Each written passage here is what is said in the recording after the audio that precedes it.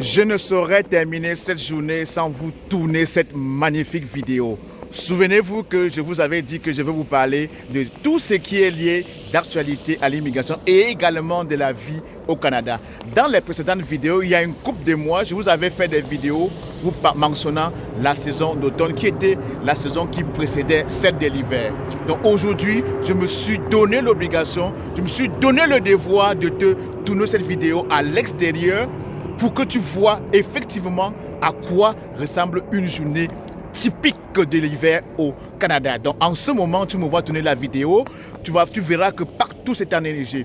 Donc d'hier à aujourd'hui, nous avons reçu quasiment 20 cm de neige. Donc ça, c'est vraiment la première bordée de neige au Québec en cette année 2022.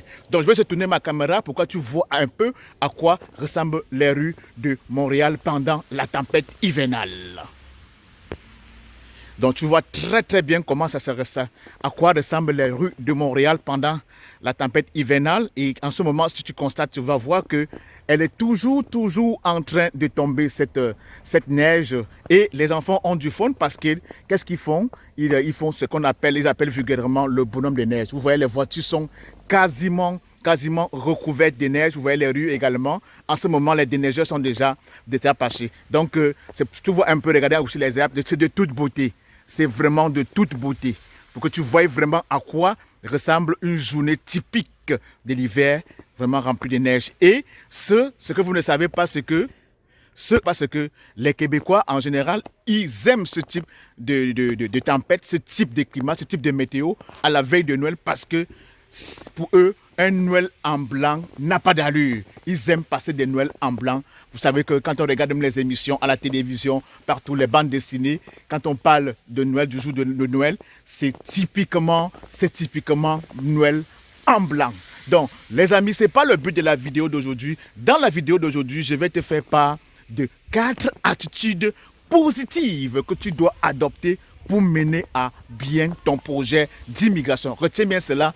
4 attitudes positives que tu dois adopter si jamais tu veux que ton projet d'immigration au Canada réussisse. Donc, si en ce moment tu veux immigrer et que tu ne sais pas quelle attitude adopter, tu as déjà tout essayé et tu te poses 1001 questions concernant ta position, concernant tes attitudes liées à ton projet d'immigration, c'est de ça qu'on va débattre dans cette vidéo. Donc, reste scotché et on va se retrouver immédiatement après le jingle. Stay tuned!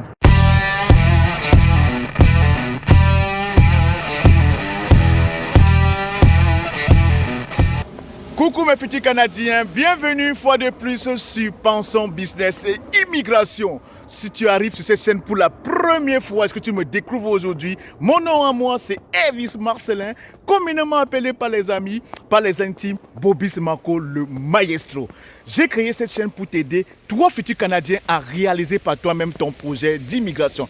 À travers cette chaîne, je partage le maximum de conseils, le maximum d'astuces qui vont t'aider, toi futur Canadien, à mener à bien ton projet d'immigration. Si tu ne connais pas mon histoire, je vis ici au Canada et en particulier au Québec il y a un peu plus de 10 ans. J'ai immigré ici comme résident permanent ou comme travailleur qualifié ou bien comme immigrant reçu il y a un peu plus de 10 ans. Et aujourd'hui, je suis citoyen canadien il y a un peu plus de 6 ans. Donc, comme je l'ai dit, dans cette vidéo, je te partagerai le maximum de conseils, le maximum d'astuces qui va t'aider, toi, futur Canadien, un jour venir me retrouver ici. Donc, si cette thématique te parle, tu sais ce que tu as à faire. Mets pause sur la vidéo et on va se retrouver immédiatement après. Donc, comme je l'ai dit à l'introduction, que je devais te faire part des 4 attitudes que toi, futur Canadien, tu dois adopter si tu veux mener à bien ton projet d'immigration. Donc, si vous constatez, vous allez voir que la neige vient de tomber et c'est de toute beauté. La première attitude qui, selon moi, tu dois adopter si vraiment tu veux immigrer, c'est de te libérer des ondes négatives. Qu'est-ce que j'entends par se libérer des ondes négatives? Parce que beaucoup qui m'écrivent, beaucoup qui me contactent pour leur projet d'immigration, ils essayent. Ils sont toujours en train de dénigrer leur pays d'origine, en train de tirer sur les dirigeants de leur pays, comme quoi leur pays donc, une façon de dire qu'ils ne sont pas en train de parler du bien de leur pays. Et pour moi, ce n'est pas la meilleure façon de faire. Pourquoi? Parce que ce pays d'origine dont tu es, dans ce pays dont tu es origine, si aujourd'hui tu as tous les diplômes, tu as toutes les connaissances, tu as toutes les expériences que tu as en ce moment, si tu as une famille, tu as des enfants que tu aimes tant, c'est grâce à ce pays d'origine. Donc ce n'est pas pour autant que tu veux immigrer que tu vas essayer de mettre à bas ce pays, parce que malgré tout, même si tu immigres, que ce soit dans les plus grands pays du monde entier, tu restes et tu demeureras, admettons si tu étais béninois, congolais, tu restes et tu demeureras béninois parce que tu as le sang béninois qui coule dans tes veines, tu as le sang togolais qui coule dans ses veines. Donc, à force de t'armer de ces âmes négatives, à force d'avoir la haine pour ton pays d'origine, tu risquerais, comme on dit, foncer tout droit vers un mur. Donc, pour moi, c'est une attitude qu'il faudrait vraiment éliminer complètement si tu veux que ton projet d'immigration réussisse comme du monde.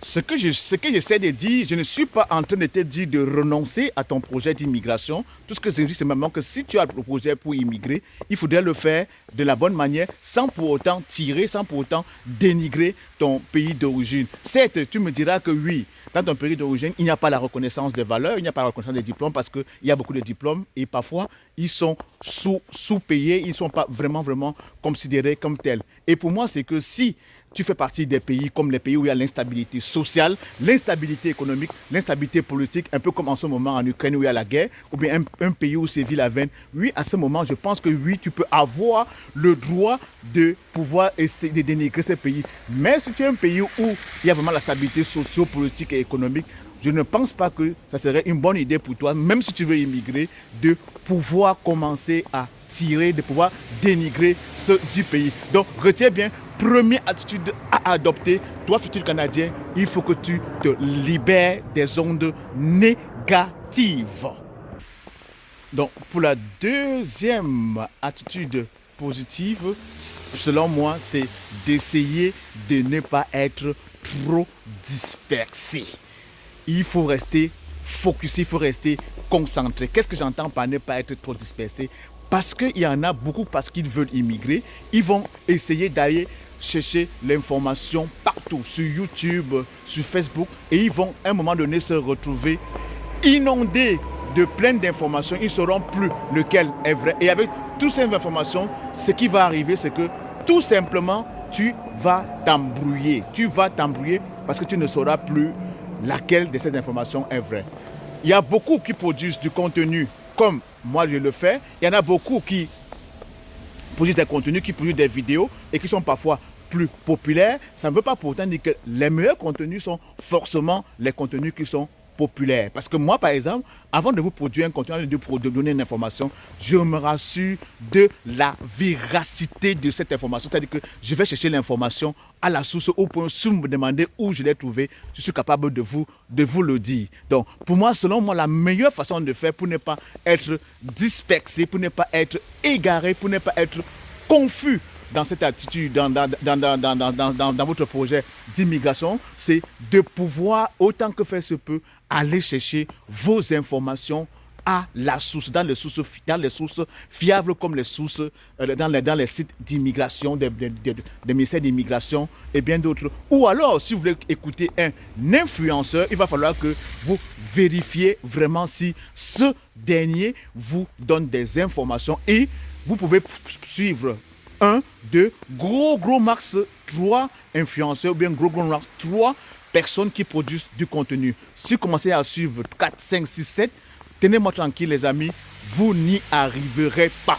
Donc, pour deuxième bonne attitude à adopter, ne pas être dispersé dans la recherche des informations.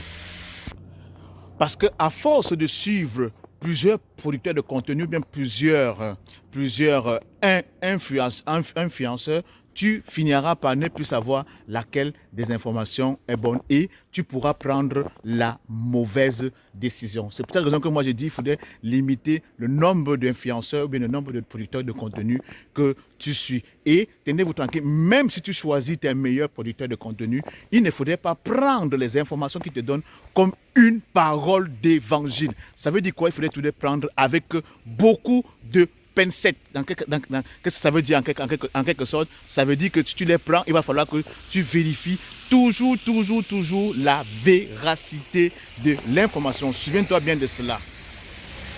Pour la troisième attitude positive que je te conseille d'adopter, c'est d'éviter le réseau ou alors d'éviter ce qu'on appelle le bon réseau. Parce que si tu veux mon avis, le bon réseau n'existe pas. Pourquoi je le dis? Parce que quand vous avez intention, quand vous avez pour projet d'immigrer, de voyager, vous voulez voyager à l'immédiat. Il y en a beaucoup qui m'écrivent, je sens dans leurs écrits, je lis entre les lignes que eux autres, ils aimeraient voyager le lendemain, voir gros marche dans 1 ou 2 semaines. C'est vraiment quelque chose qu'il faudrait que tu proscris dans ta façon de penser. Parce que pour l'immigration, la plupart des temps, ce qui arrive, c'est que ça prend un certain temps.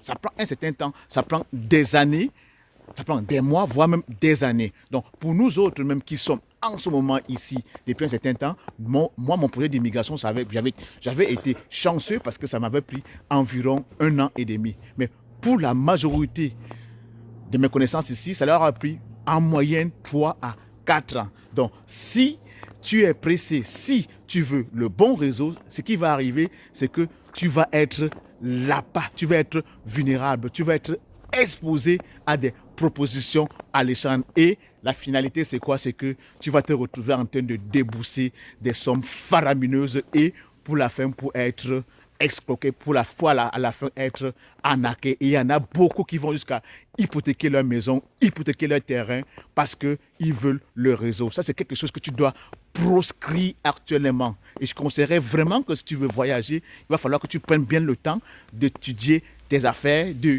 te concentrer et surtout, ne pas être pressé. Prendre bien le temps de faire des choses selon les règles de l'art et éviter que quelqu'un te propose, parce que beaucoup de personnes tombent dans le piège de, comme je l'ai dit tantôt, vous êtes là-bas des propositions alléchantes. Quelqu'un va vous dire, donnez-moi un exemple, 5 millions de francs CFA, qui est sensiblement l'équivalent de 11 000 $, je vous donner le visa pour venir au Canada. Et tout de suite, beaucoup vont tomber dans le piège pour à la fin commencer à pleurer, commencer à avoir des larmes aux yeux. Donc, troisième attitude positive à adopter, évitez ce que vous appelez communément le réseau, parce que vous le regretterez amèrement. Donc, retiens bien cela, futur Canadien. Un exemple, par exemple, de réseau, bien un exemple d'arnaque qu'actuellement je reçois beaucoup de personnes, c'est comme on sait actuellement que le moyen le plus rapide et le plus fiable pour venir au Canada, c'est venir avec un permis de travail. Beaucoup sont en train de se faire arnaquer par des propositions de contrats de travail, par des propositions d'offres d'emploi qui, la plupart du temps, ne sont pas toujours vraies. J'ai déjà reçu plus de 5 à 6 personnes qui sont fait arnaquer par des faux contrats de travail. Et c'est ça que j'appelle les faux réseaux. Donc, faites vraiment attention à cela. Pour la quatrième attitude et la dernière attitude positive à adopter, c'est, comme je ne le dirai jamais assez, c'est travailler ton mindset. Travailler ton mental. Tu dois avoir le mindset des winners, le mental des winners. Et ce que d'un coup que tu as déjà travaillé ce mindset, travaillé ce mental, qu'est-ce qu'il te reste à faire? Passe à l'action, ne procrastine pas et prends le temps qu'il faut pour mener à bien ton projet d'immigration. Donc, et ne te dis pas que dès que tu lances ton projet, tu commences ton projet d'immigration, ça va s'aboutir du jour au lendemain. Ça prendra le temps qu'il faut, mais ayant ce mindset, dis-toi que tu feras les choses comme il se doit et que ton projet, veut pas, ça aboutira. Or, ce que je pense, c'est que la plupart du temps, si tu fais ton projet, tu fais ton immigration, ne pas t'asseoir par terre et tu attends. Tu vas faire ton progrès, si ça prend 1 an, 2 ans, pendant ce temps, rien ne t'empêche de continuer de vivre ta vie comme si de rien n'était. Tu continues à vivre ta vie et ce qui est sûr, si ton projet suit son cours normal, un jour, ça sera effectif. Un jour, ça va aboutir. Donc, adopte comme quatrième attitude, avoir le mindset des winners et passe surtout à l'action. Donc, Futur Canadien, vous voyez mes mains sont en train de geler, il fait vraiment froid. C'est vrai qu'aujourd'hui la température est quand même confortable. Je vais tourner cette vidéo avec sans porter des gants. Donc je vais mettre fin à la vidéo, je vais la conclure. Et j'espère vraiment qu'elle t'a bien édifié et qu'elle t'a donné les attitudes, le maximum d'attitudes positives que tu dois adopter si tu rêves venir ici nous retrouver. Si tu as d'autres choses que tu n'as pas bien compris, que tu aimerais savoir en ce qui concerne la façon de se tenir, de se comporter pour mener à bien son projet d'immigration, laisse-nous-les en commentaire. Et en retour, comme d'habitude, pour nous dire grand merci du contenu qu'on ne cesse de partager avec toi au quotidien et de façon régulière.